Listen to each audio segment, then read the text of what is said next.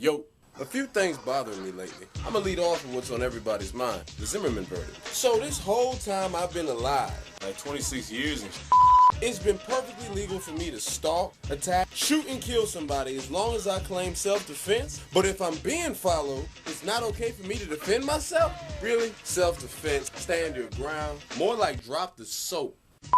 Gotta look like letting somebody come after me and I go, oh my goodness, I can't do nothing. Not likely, but that's what they wanted Trayvon to do. Look at the facts. Trayvon goes to the store, gets a bag of Skittles and an iced tea, then proceeds to walk back to his father's house to watch a basketball game. Simple. But on the way back, some skinhead looking dude decides to follow him in his car. Zimmerman gets out of his car and chases Trayvon down. For no reason whatsoever. He gets to him, starts a fight, gets world starred, and because his pride is hurt, shoots Trayvon in cold blood. When that happens in the hood, open and shut case, murder too. But in this case, Zimmerman changes a few details to explain why he got out of his car, and according to him, Trayvon was not only a fan of Skittles, he was also Batman.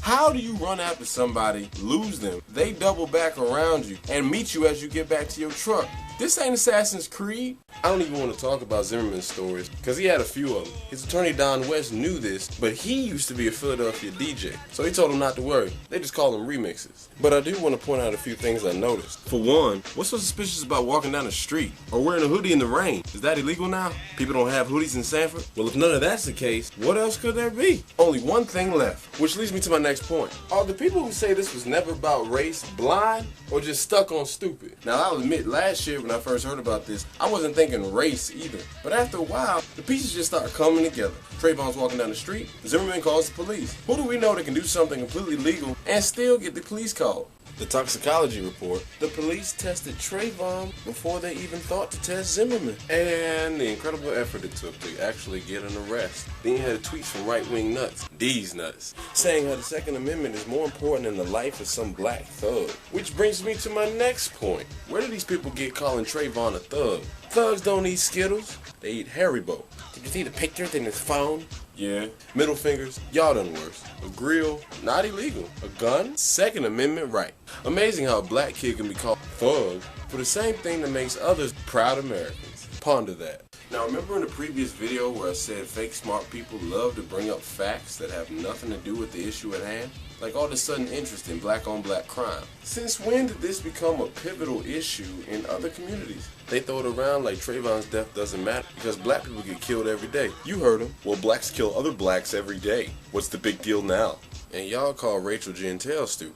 For those privileged enough to only have seen the hood on TV, let me explain something. Anytime someone is murdered, it hurts. But because you're so far away, you don't see the memorials and the tears from grieving mothers every time someone is lost to senseless violence. You don't see the peace rallies or the Stop the Violence event because you're too busy clutching your purse when a brother with a suit is on the elevator with you. You just want to believe that a boy is a thug because he listens to rap music and has in gold grills. But when your kids come out the house dressed like tacky vampires or cuss you out because you told them to do their homework, well, it's important for them to express themselves.